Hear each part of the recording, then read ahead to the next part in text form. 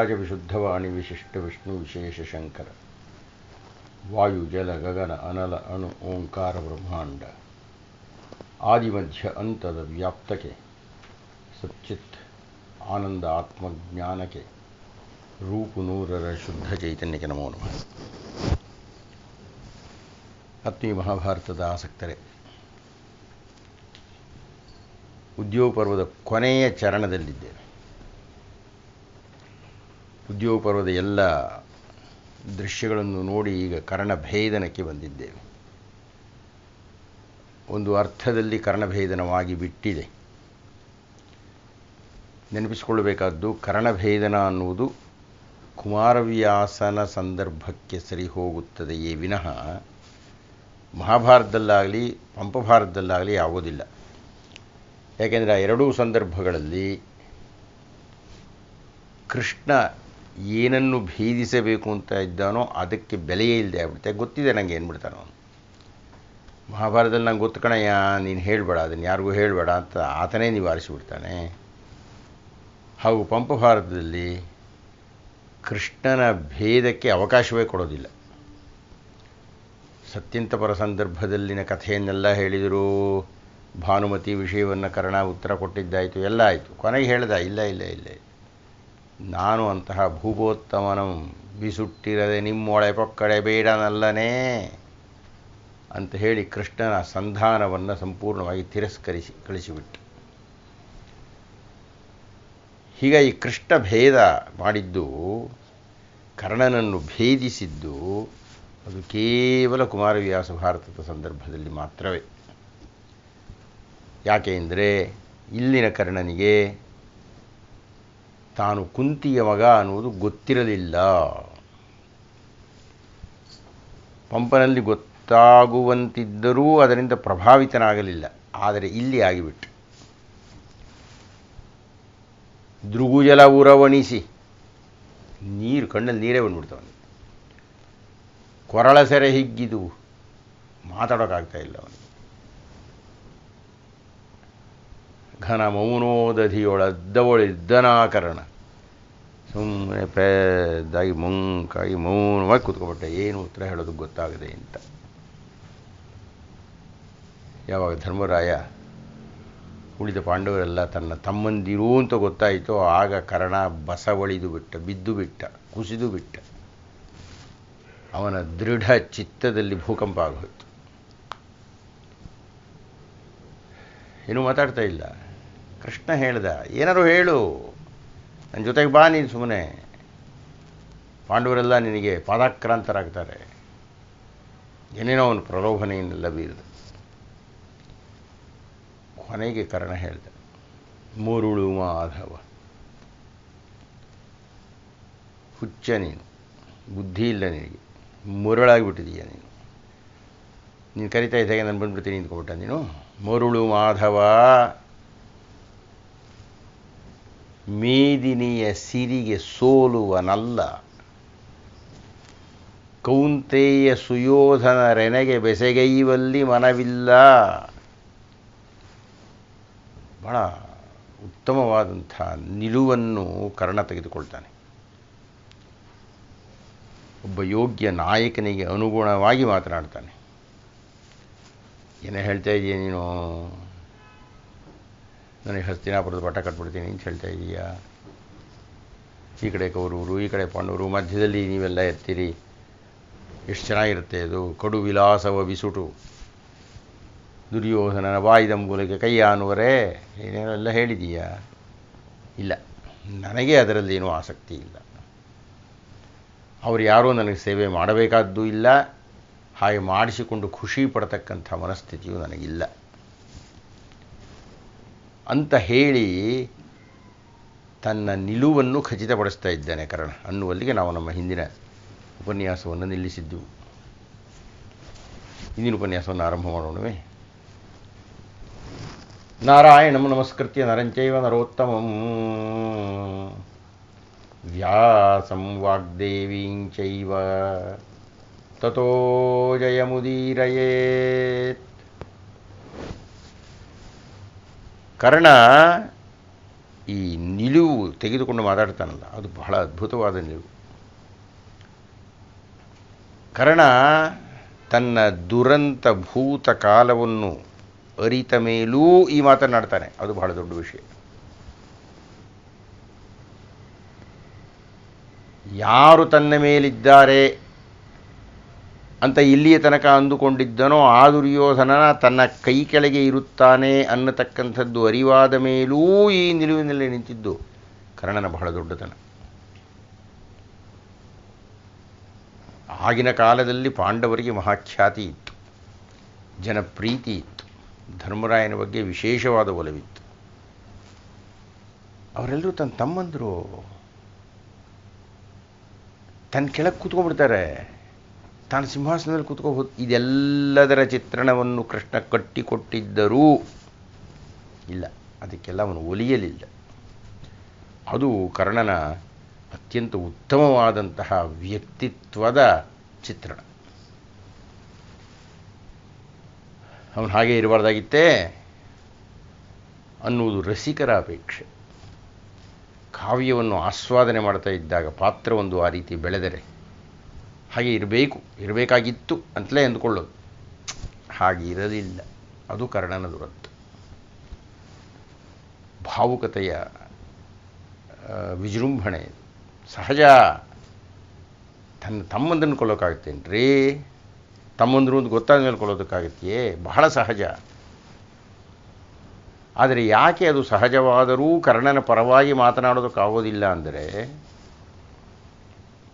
ಈ ರೀತಿಯ ಅನುಬಂಧವನ್ನು ಹೊಂದಿದ್ದಂತಹ ಭೀಷ್ಮಾಚಾರ್ಯರು ದ್ರೋಣಾಚಾರ್ಯರನ್ನು ಆ ಕಾರಣದಿಂದ ಕರ್ಣ ಬೈತಾ ಇದ್ದ. ಅಂದರೆ ಭೀಷ್ಮಾಚಾರ್ಯರು ಪಾಂಡವರ ಪರವಾಗಿ ಮಾತನಾಡಿದಾಗ ಮಾತಾಡಬೇಕಲ್ರಿ, ಮೊಮ್ಮಕ್ಕಳ ಪರವಾಗಿಯೇ ಯೋಚನೆ ಮಾಡಬೇಕಲ್ಲ. ಇನ್ನಷ್ಟು ಮೊಮ್ಮಕ್ಕಳೆಲ್ಲ ರಾಜ್ಯಭಾರ ಅನುಭವಿಸ್ತಾ ಇದ್ದಾರಲ್ಲ. ಈಗ ದುರ್ಬಲರಾಗಿರ್ತಕ್ಕಂಥವರು, ರಾಜ್ಯ ಇಲ್ಲದೇ ಇರತಕ್ಕಂಥವರು ಪಾಂಡವರು ತಾನೆ. ಅವರ ಪರವಾಗಿ ತಾತನಾಗಿರತಕ್ಕಂಥ ಭೀಷ್ಮಾಚಾರ್ಯ ಮಾತನಾಡಿದಾಗ, ಯೋಚಿಸಿದಾಗ, ಹರಸಿದಾಗ ಇವರು ಪಾಂಡವ ಪಕ್ಷಪಾತಿಗಳು ಅಂತ ಕರ್ಣ ಬೈತಾ ಇದ್ದ. ಇನ್ನು ಮುಂದೂ ನೋಡ್ತೀವಿ ನಾವು ಭೀಷ್ಮ ಪರ್ವದ ಆರಂಭದಲ್ಲಿ ಹೇಗೆ ಕರ್ಣ ಭೀಷ್ಮಾಚಾರ್ಯರನ್ನು ತಿರಸ್ಕಾರ ಮಾಡ್ತಾನೆ ಅಂತ. ಇವನು ಪುಟ್ಟವನು, ಅವ್ರ ಮುಂದೆ ಭಾಗವತ ಮಸ್ತಕ ಶಿರೋಮಣಿಯಷ್ಟೇ ಅಲ್ಲದೆ ಮಹಾವೀರ ಆಗಿನ ಕಾಲದಲ್ಲಿ ಪರಾಕ್ರಮಿ. ಅಂಥ ಭೀಷ್ಮಾಚಾರ್ಯರನ್ನು ಧಿಕ್ಕರಿಸಿ ಮಾತಾಡ್ತಾನೆ ಕರ್ಣ. ಯಾಕೆ? ಅವರು ಪಾಂಡವರ ಪರವಾಗಿ ಯೋಚನೆ ಮಾಡ್ತಾ ಇದ್ರು ಅಂತ. ತಾತನಾಗಿ ಯೋಚನೆ ಮಾಡ್ತಾರೆ, ಪಾಠ ಹೇಳ್ಕೊಟ್ಟು ಮೇಷ್ಟ್ರಾಗಿ ಯೋಚನೆ ಮಾಡ್ತಾರೆ. ಹಾಗೆ ಅವರು ಯೋಚನೆ ಮಾಡಲಿಕ್ಕೆ ಮುಚ್ಚಿಟ್ಕೊಂಡಿಲ್ಲ, ಅವರು ಅದನ್ನು ವ್ಯಕ್ತಪಡಿಸಿದ್ದಾರೆ. ಅದು ಬಹಳ ಸಹಜ, ಅದು ಮಾನ್ಯ. ಈಗ ಕರ್ಣ ಆ ಸ್ಥಿತಿಗೆ ಹೋಗ್ತಾ ಇದ್ದಾನೆ. ಈಗ ಕರ್ಣನಿಗೆ ಪಾಂಡವ ಸಂಬಂಧ ಪ್ರಾಧಾನ್ಯ ಆಗಿಬಿಟ್ಟಿದೆ.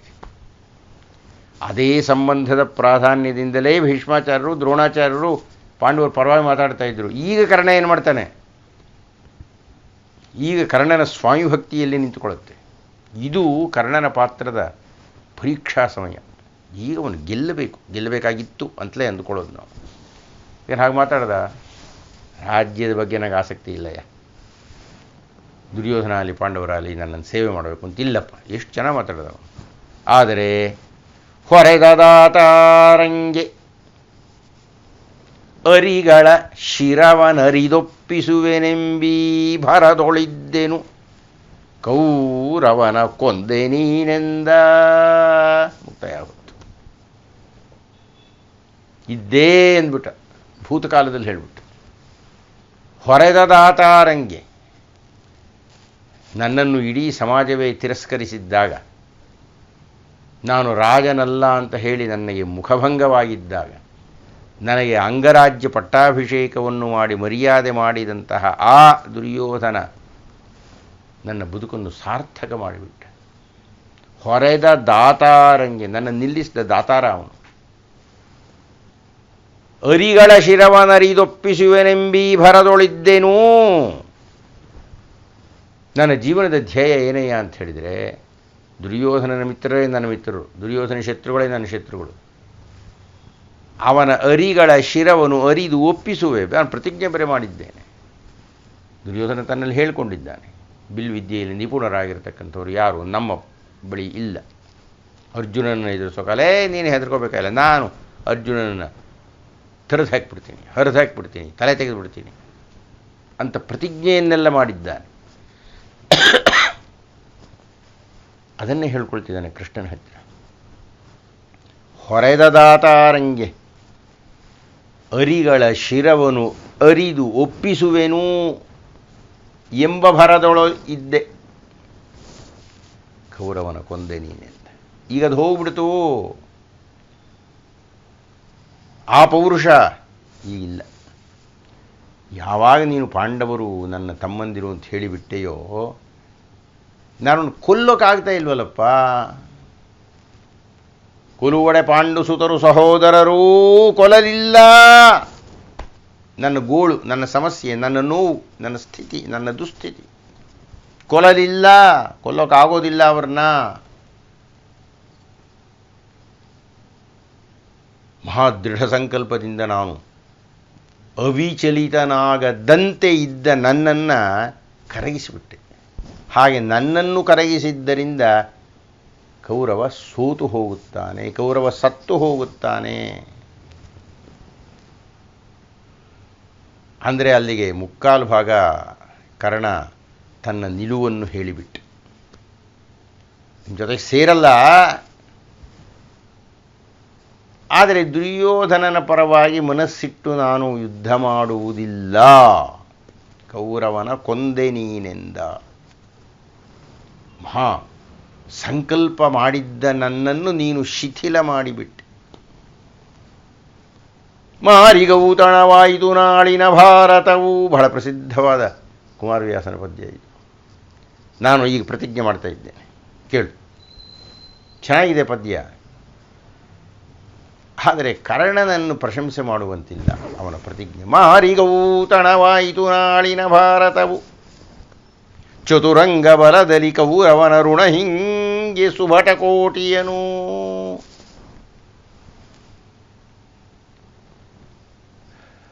ನಾಳೆ ಯುದ್ಧ ಶುರುವಾಗಲಿ, ಮಾರಮ್ಮನಿಗೆ ಔತಣ ಏರ್ಪಡಿಸ್ಬಿಡ್ತೀನಿ ನಾನು.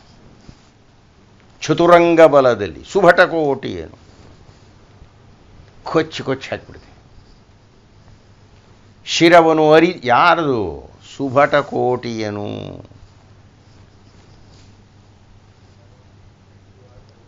ಆಗತಾನೆ ಹೇಳಿದ್ದಾನೆ, 2 ನಿಮಿಷದ ಮುಂದೆ ಹೇಳಿದ್ದಾನೆ,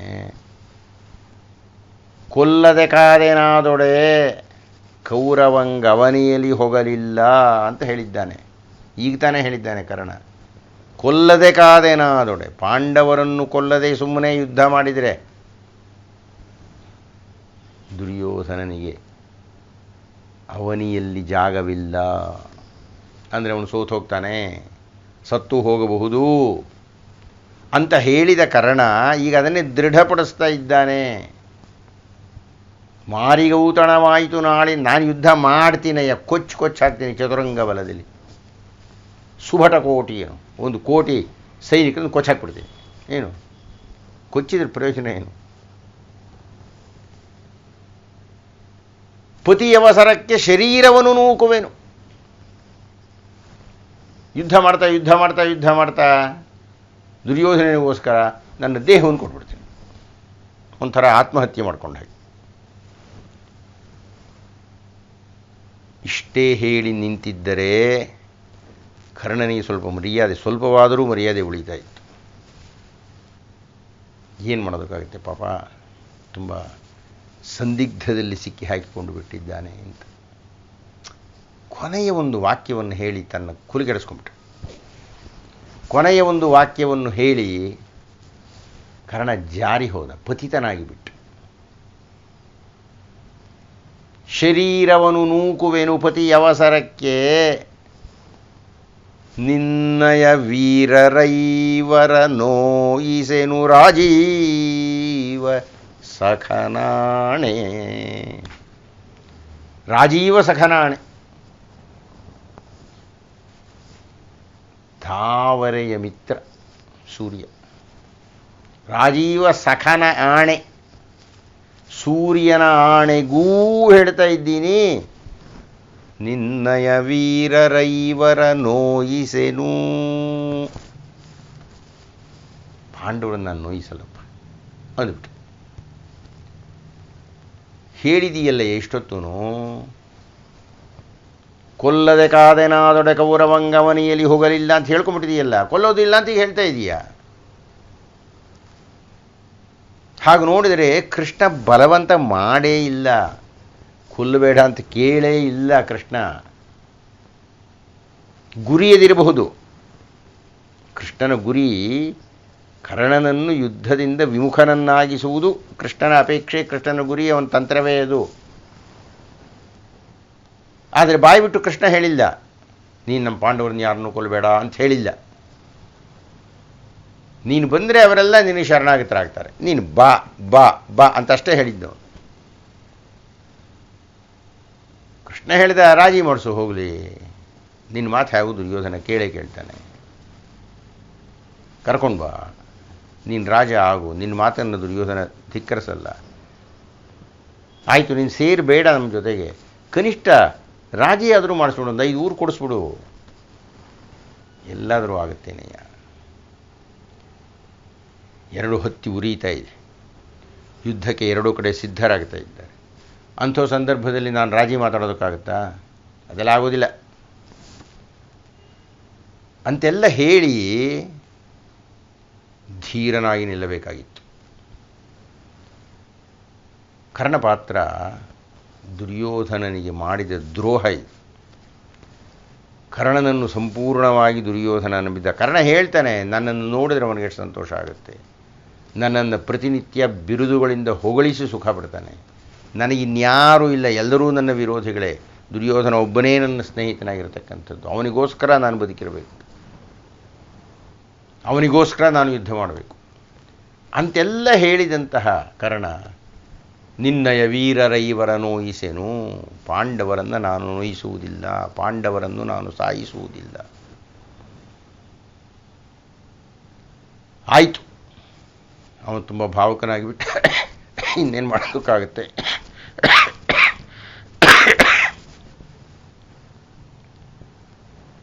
ತಮ್ಮನ್ನು ಕೊಲ್ಲೋದಕ್ಕಾಗುತ್ತೆ ಇತ್ಯಾದಿ ಇತ್ಯಾದಿ ಎಲ್ಲ ನೊಯ್ಯಬಹುದು. ಆಯಿತು, ಅದನ್ನು ಮಾನ್ಯ ಮಾಡಿದರೂ ಕರ್ಣ ಮಾಡಬಹುದಾಗಿದ್ದಂಥ ಒಂದು ಉತ್ತಮವಾದ ಕೆಲಸ ಅಂದರೆ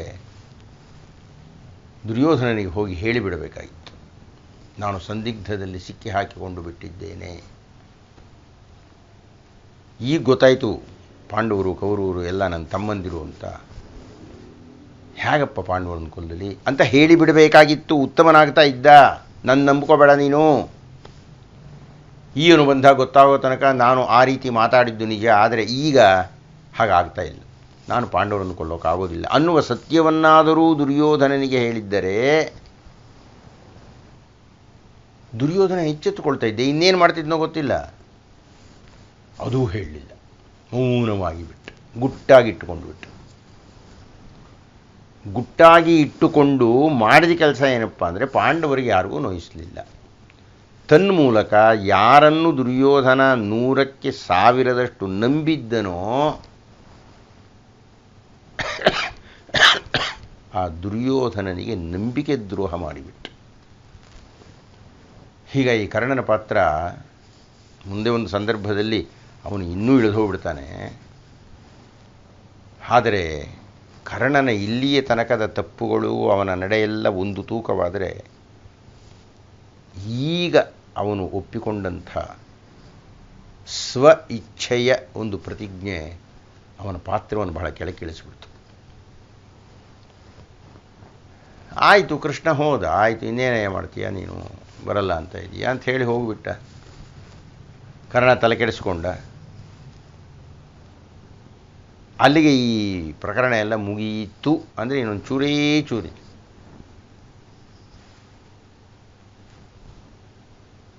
ಆ ಚೂರೇನಪ್ಪ ಅಂದರೆ ಕುಂತಿ ಮತ್ತು ಕರ್ಣರ ಭೇಟಿ. ಮುಂದಿನ ಸಂಚಿಕೆಯಲ್ಲಿ ಕುಂತಿ ಕರ್ಣರ ಭೇಟಿಯನ್ನು ನಾನು ಹೇಳಿ ಮುಗಿಸಿ ಅಲ್ಲಿಗೆ ಉದ್ಯೋಗ ಪರ್ವವನ್ನು ಮುಕ್ತಾಯ ಮಾಡ್ತಾ ಇದ್ದೇನೆ. ಇಷ್ಟು ಹೇಳಿ ಇಂದಿನ ಉಪನ್ಯಾಸ ನಿಲ್ಲಿಸೋಣವೇ? ವೇದಪಾರಾಯಣದ ಫಲ ಗಂಗಾದಿ ತೀರ್ಥಸ್ನಾನ ಫಲ ಕೃಚ್ಛ್ರಾದಿ ತಪಸಿನ ಫಲವು ಜ್ಯೋತಿಷ್ಠೋಮಯಾಗ ಫಲ ಮೇದಿ ನೀರು ಒಲಿದಿತ್ತ ಫಲ ವಸ್ತ್ರಾದಿ ಕನ್ಯಾದಾನ ಫಲಬಹುದು ಆಧರಿಸಿ ಭಾರತದೊಳೊಂದಕ್ಷರವ ಕೇಳ್ದರಿಗೆ